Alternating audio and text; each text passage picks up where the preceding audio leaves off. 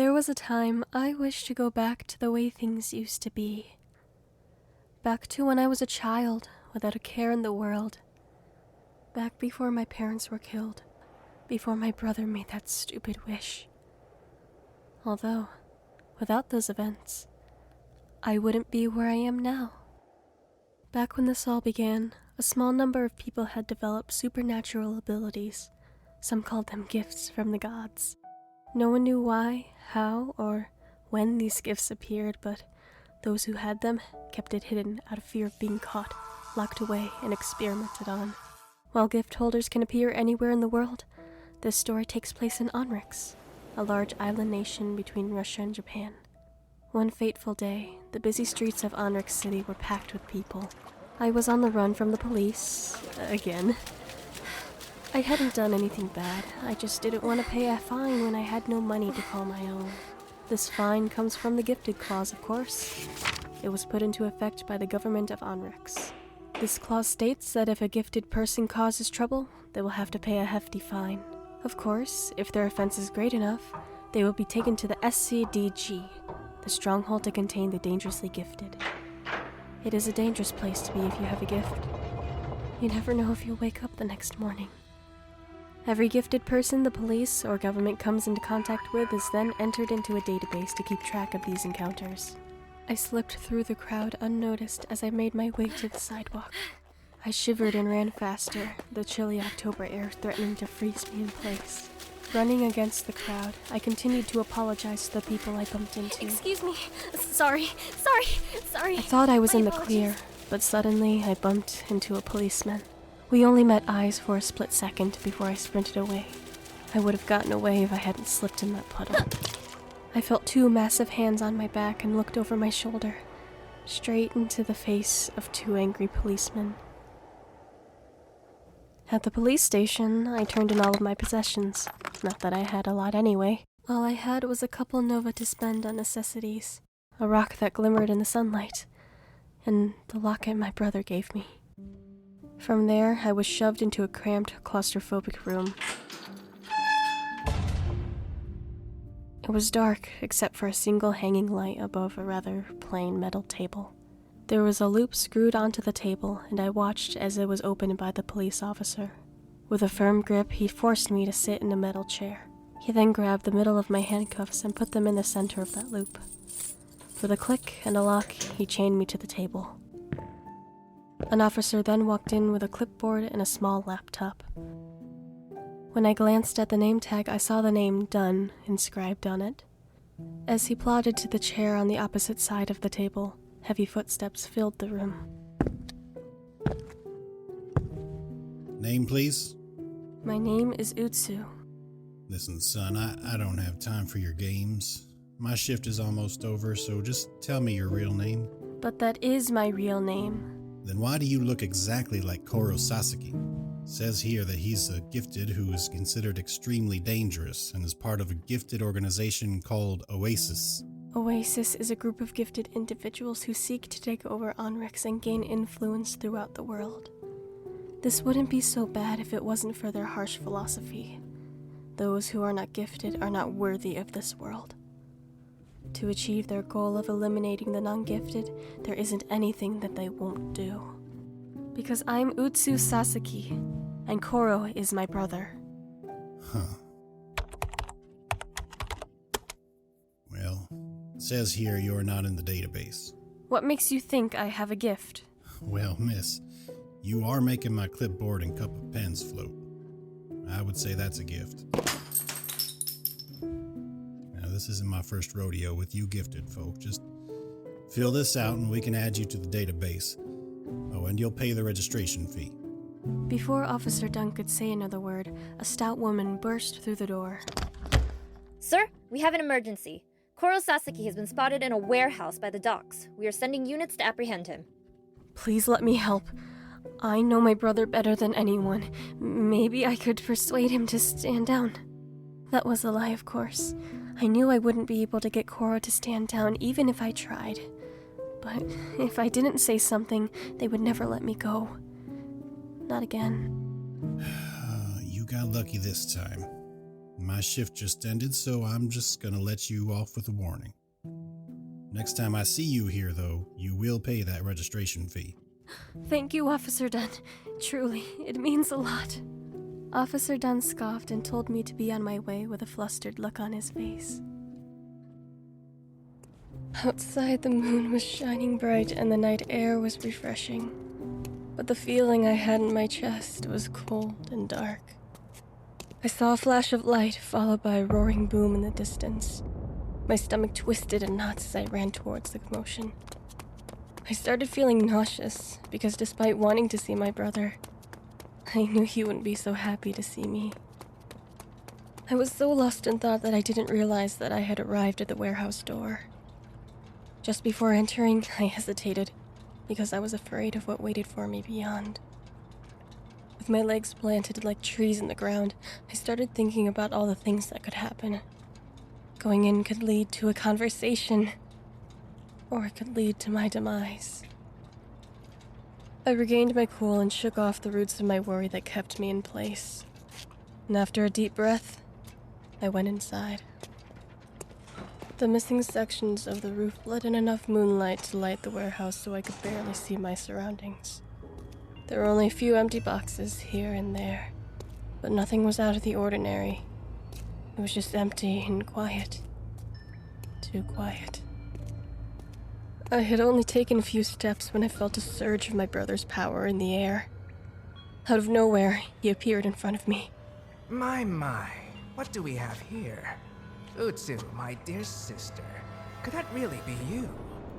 That voice. It was the same one from all those years ago. But it was not Koro that was speaking to me. Sure, the person that stood in front of me looked like Koro, but it was not him. You see, Koro discovered his gift in a rather unpleasant way. I'll spare you the details, but in short, when Koro discovered his gift, a dark being entered his body and took control. Koro has his moments where he is himself, but they never last long. You are not Koro. Clever girl. Where's the task force? They've been laid to rest, but unfortunately, they couldn't be added to my collection. That's only for special people. I've gotten stronger since the last time you saw me. Is that so? Yes. Allow me to show you! Koro lunged at me, aiming for my throat.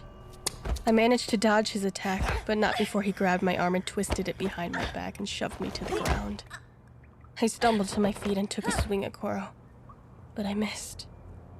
In the blink of an eye, Koro appeared behind me and put his arm around my throat, cutting off my circulation. Why did you come here? What do you think? To fight you? Idiot. By the time I felt Koro's grip loosen, I was barely conscious. I dropped to the ground, and the world went dark. When I came to, I was greeted by the sound of a heart monitor and the overwhelming smell of cleaning products. I opened my eyes with a start, not knowing what had happened to me. My eyes started to dart around the room in a panic, which only left me confused and disoriented. I realized that I was in a dark hospital room. When I went to rub my head, I was met with a sharp pain. Koro's doing, no doubt. As I felt around, I also noticed that a couple layers of bandages laid across my forehead. In the uncomfortably dark room, I noticed sunlight seeping through the cracks in the curtains. The small taste of the sun wasn't enough, so I got up and opened them. The light poured into the room and filled every corner. I started to feel refreshed and rejuvenated. My energy slowly returned, and the pain in my head diminished. Although, I didn't recognize the view outside the window. It was a part of town that I had never been to. Oh, come in. The person who walked in the door was certainly not a doctor or nurse. His messy sky blue hair hung over his face while a white headband attempted to hold some of it back. Oh, you're awake. Utsu Sasaki, is it? Mm-hmm. I'm Kazuki Ryori. Nice to meet you. How did you know my name? Well, your name is on the door. Oh, right. The man seemed to be around the same age as me, somewhere in his mid-20s, maybe a little older. He stuck out his hand for me to shake. Naturally, I greeted him with a polite smile. When I met his gaze, I was met with a pair of warm, golden eyes. What happened, and where am I? My boss has been tracking your brother for a while now and sent me to try to detain him. However, when you entered the mix, things got complicated. As for where you were at an infirmary on the north side of town. As soon as Kazuki said the word infirmary, I started to panic. Surely this visit wouldn't come cheap. My palms started to sweat, and my brow furrowed in thought of how I was going to pay for all of it. How am I going to pay for all of this? I don't have any money. You don't have to worry. My boss will cover all of your expenses here. Who is your boss? That is confidential. But luckily for you, he wants to meet with you. What makes you so sure that I'll just go with you? I don't even know you. How do I know you're not going to kidnap me and sell me on the black market? Whoa there, I'm not going to do anything like that. I'm here on behalf of my professional organization. And just what kind of professional organization allows its members to dress like that? Sorry, I didn't have time to properly dress this morning. I woke up late. But if you join, I'm sure you will enjoy it there since you have a gift and all. How about this? I'll take you to my boss, and if you decide that you want no part of it, then I will personally ensure your safety and escort you back home. But I don't have a home. Not anymore, at least. All the more reason you should consider coming with me. Fine. But first, can I take a shower or something? Yes, your clothes are on the chair. I'll wait for you outside the room. Once he had left the room, I got up from the bed and walked over to the chair that held my clothes. They had been cleaned and neatly folded. I grabbed them with care and headed towards the bathroom door. The bathroom was small and practical. There was a sink with a mirror above it, a toilet, and a tiny shower that had no more room than absolutely needed. The handle squeaked as I turned it to start the flow of water. When I stepped into the shower, it was warm and refreshing. I felt so relaxed. I hadn't had this luxury in quite some time. It had been a while since I used that much water without savoring every drop. When I was done, I picked up the pile of clothes off the chair. My dingy white button-down was on its last legs, but it would do for the time being. My black jeans had faded into a dirty gray and had holes in the knees, but they too would suffice. The only thing I had to combat the cold in Unrix was a teal scarf and my mother's light gray trench coat. I'm taking you to my work headquarters. It's a bit of a drive, so feel free to take a nap or something. As I settled in my seat, I took note of the freshly cleaned windows and rugs that contradicted the disheveled state of its driver. And when we finally hit the road, it was so quiet. I felt as if everything I did would be noticed, from every breath to every blink. However, as the drive went on, I became more curious about the person who was sitting next to me. His hair was oddly colored, and the way he dressed was not that of a professional. I ended up pushing those thoughts aside and stared out the window. Almost immediately, my eyelids began to feel heavy, and soon my vision turned to that of the land of subconsciousness. Wake up, we're here. This is your headquarters? It's huge! When the doors opened, I was in awe of the interior. It was so fancy and well decorated. At first, I was excited with butterflies in my stomach as we walked through the hallways. However, as we inched closer to the door, I became hesitant. I didn't know what had come over me. I only felt my hands start to shake, and my excitement turned to nervousness. At that moment, All I wanted to do was hide. It'll be okay. Trust me. I nodded, then walked in the door with caution. The office was palatial and looked like a living room. There was a leather couch that was big enough to fit at least 4 people perpendicular to the wall. On the other side, facing inward, there was 2 love seats that matched the couch, accompanied by a small wood coffee table in the middle. Along the furthest walls, there were various doors that led to who knows where. To the left, I saw a massive window, and beneath it was an ordinary office desk, with a man sitting in a chair. Thank you, Kazuki. That'll be all. Have a seat, Miss Sasaki. I sat down gingerly, making sure to make as little noise as possible. I watched Kazuki give me a wave goodbye as he walked out one of the doors along the furthest wall. From there, I was left alone with the man in the chair. He looked to be about in his late 20s, or maybe early 30s, although I could be wrong. But his perfect posture and business suit indicated otherwise. If I may ask, sir, what's going on and, who are you? I'm sure you have many questions, and all of them will be answered in time. To answer some of them, I am Akio Inzen. You may address me as Boss, Mr. Inzen, or simply Akio. You are currently at the headquarters of a government organization called Nexus. While our organization is recognized, it is not well known to the public. Our purpose is to serve and protect Onrix, but most importantly, our main goal is to wipe out Oasis and all it stands for. And just what is it that makes Nexus so special? I'm glad you asked. Much like you, all of the members of Nexus have a gift. With that, I have a question for you, Miss Sasaki. Would you like to join us? It depends. What would joining entail? Well, you'd never have to pay for any of your expenses, given that they are necessity-based. This includes food, housing, clothes within reason, transportation, medical, and anything else you could possibly need. Plus, you would get paid a decent wage. That sounds like it's too good to be true. What's the catch? Oh, there is none. Well, at least any that you would have to worry about. I can assure you that when you're part of this group, I will do everything in my power to ensure your safety and well-being.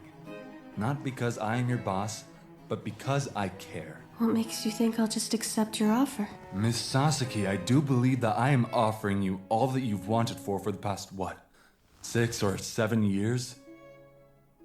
Ever since that little accident in Osiris, you have been out on the streets. I am merely offering you a place you can call home and a job. I know for a fact that you won't refuse my offer. You make a solid argument, I'll give you that. You give me too much credit. I am just a well-seasoned businessman. You said that everyone at Nexus has a gift. Then you must too, right? That is a confidential matter, Miss Sasaki. Although I'm sure you'll figure out what it is, eventually. Akio then got up from his chair and walked towards one of the doors. He was a lot taller than me, and towered over me by about a foot.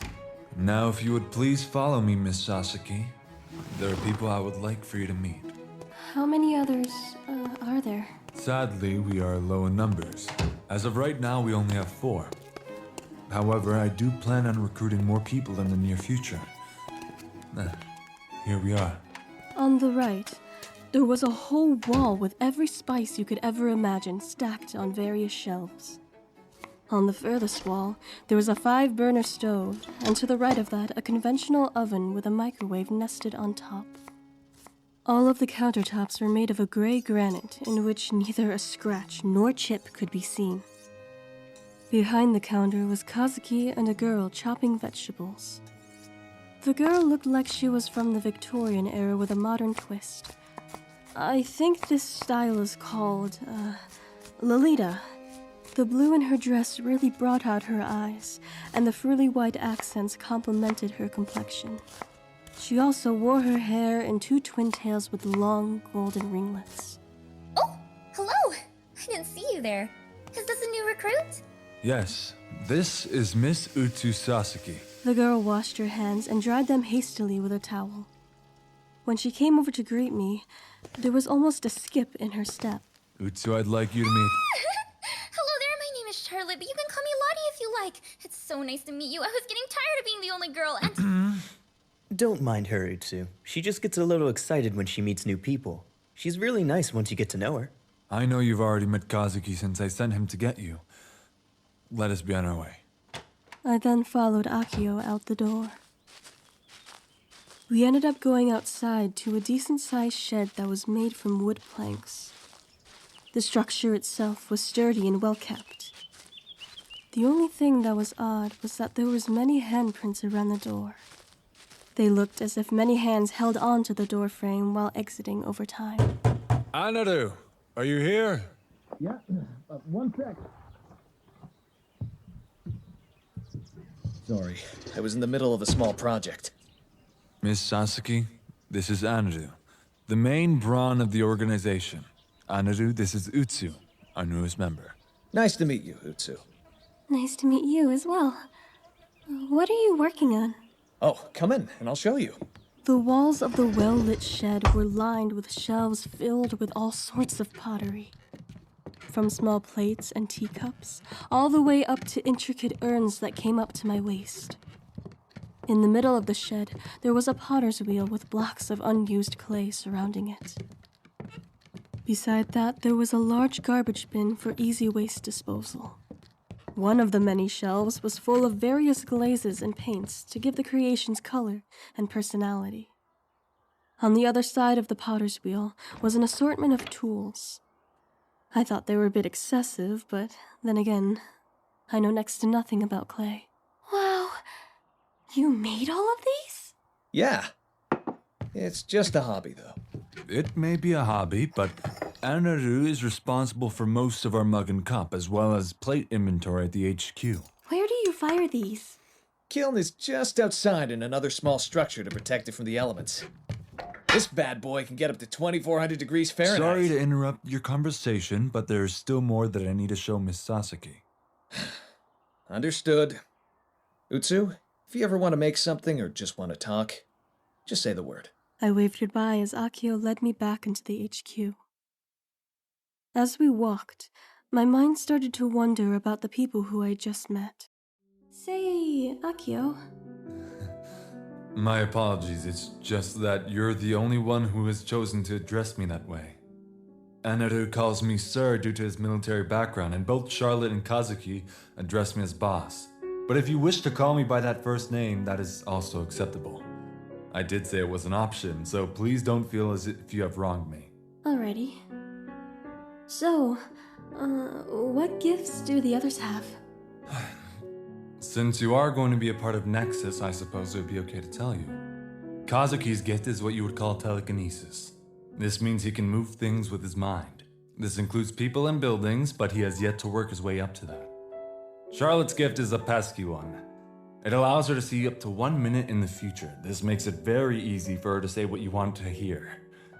Anaru's gift is what you would call Astral Projection. It allows him to separate from his body while he enters a deep trance. He mostly uses this for possession, but has yet to truly understand his gift. Oh, I see. Where are we going now? I would like to test your gift to see where you're at in terms of how much control you have. I'm taking you to our training grounds. We walked inside a small elevator at the end of one of the hallways. The floor panel inside only consisted of 3 buttons, none of which were labeled. Akio then proceeded to press the bottom button, which started our descent. When we got to the bottom, the doors of the elevator opened up to a cement hallway. Fluorescent lights hung from the ceiling and illuminated the hallway.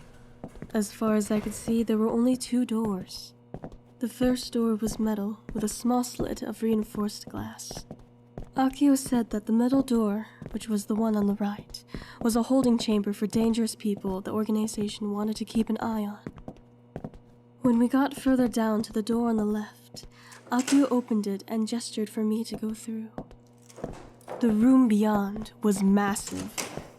I mean, it was absolutely mind-boggling. It had to have measured around 25 meters high, 177 meters long and 78 meters wide. About the size of a football stadium, with the roof supported by many concrete pillars. Large vents lined the top of the walls every so often, and large humming lights were scattered across the ceiling. We walked down a flight of stairs to a concrete floor. At the bottom of the stairs, Akio loosened his tie and took off his black blazer and draped it on the metal handrail. He then signaled me to follow him out to the middle of the massive space. Please remove any accessories at this time. My locket? I don't want to part with it. It's my most prized possession. I understand, but this is for your safety and by extension, your lockets. It would be a shame if it were to break or be damaged during the assessment.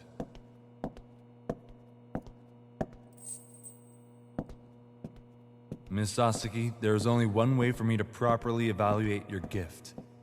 If you please, come at me with everything you've got. What do you mean?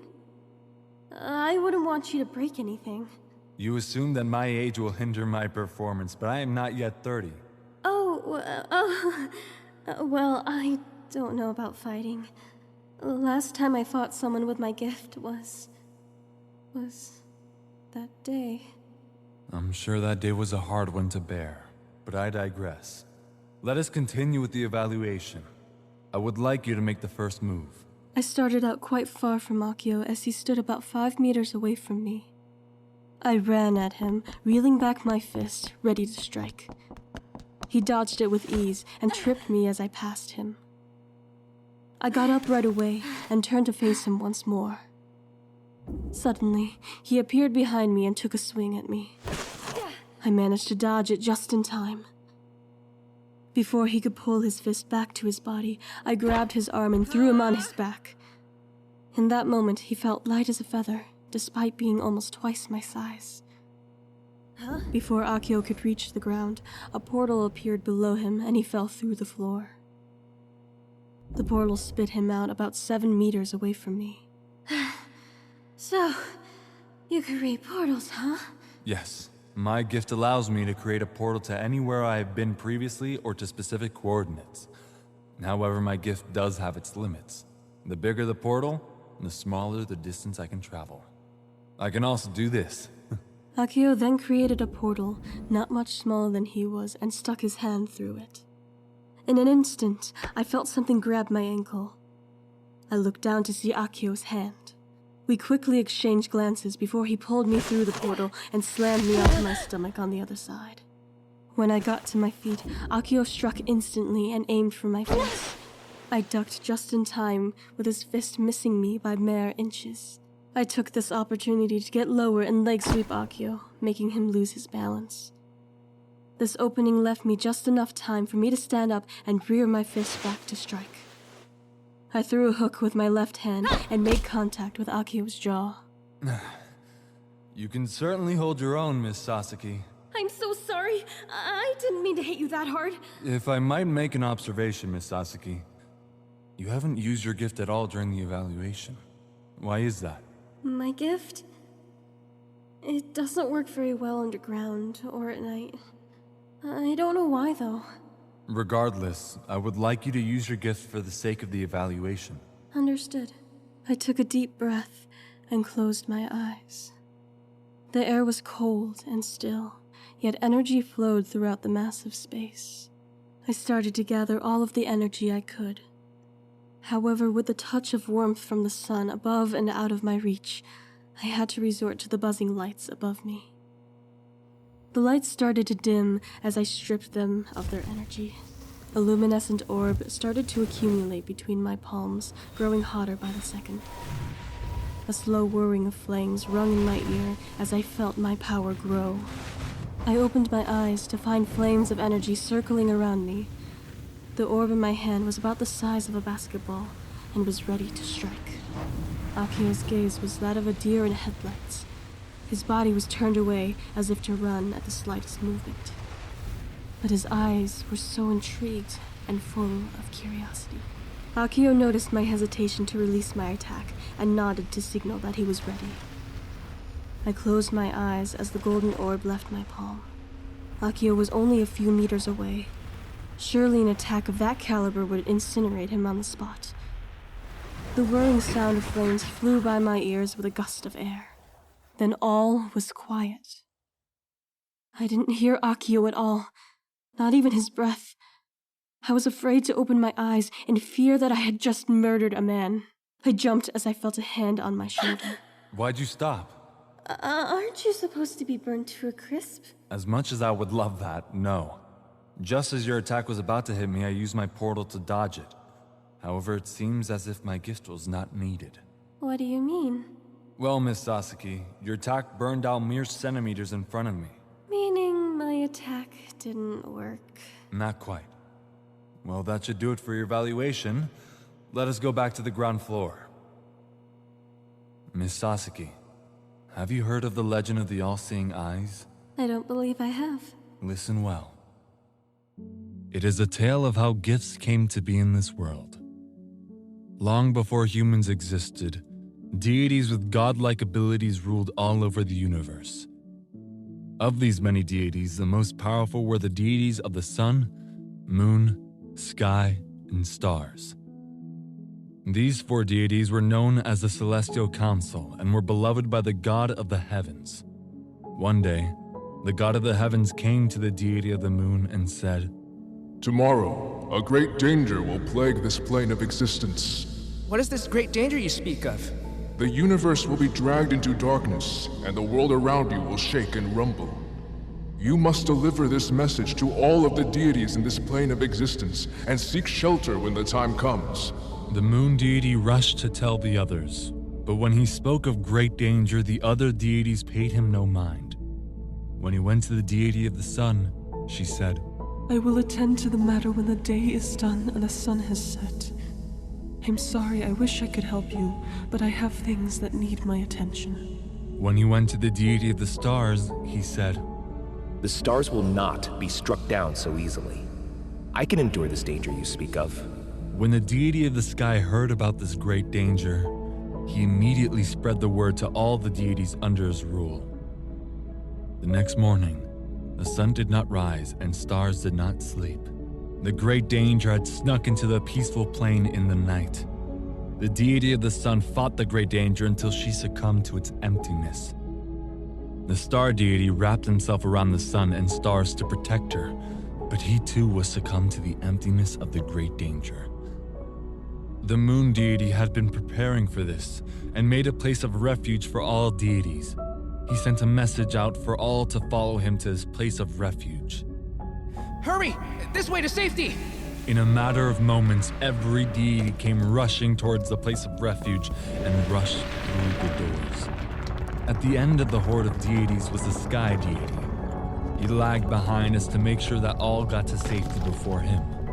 The moon deity rushed to help the sky deity in his efforts to save the rest. All was according to plan. But when the moon and sky deities got to the doors of the place of refuge, the other deities shut the doors. Please let us in! With no response, the moon and the sky deity succumbed to the emptiness of the great danger. When the great danger had passed, the god of the heavens saw what had become of his beloved deities. He cried out in anger and made a promise to the four deities who were lost that day. "When the time is right, I will grant you a second chance at life. As for the deities of the sun, stars, sky, and moon, to honor your valiant efforts, I shall grant you one wish with my all-seeing eyes. The deities who did nothing to aid the Celestial Council will atone for their crime." The god of the heavens then turned the souls of all the deities into stones and cast them down to earth to live mortal lives. However, the god of the heavens did not know that the power of the deities still remained within the stones, and so their mortal lives would possess a supernatural ability. The god of the heavens also failed to realize that he sent the souls of the Celestial Council down to earth with the other deities.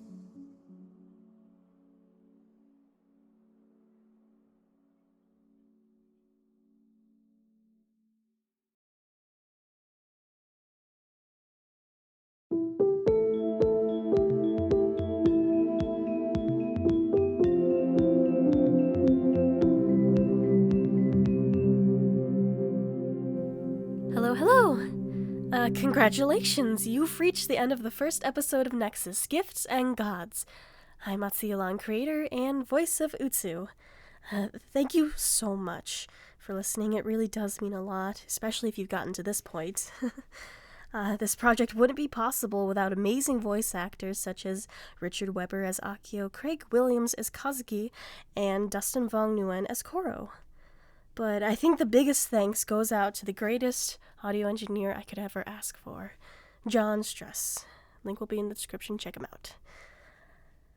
If you like this episode and want to see some behind-the-scenes stuff, art, and other exclusive perks, please consider donating to our Patreon.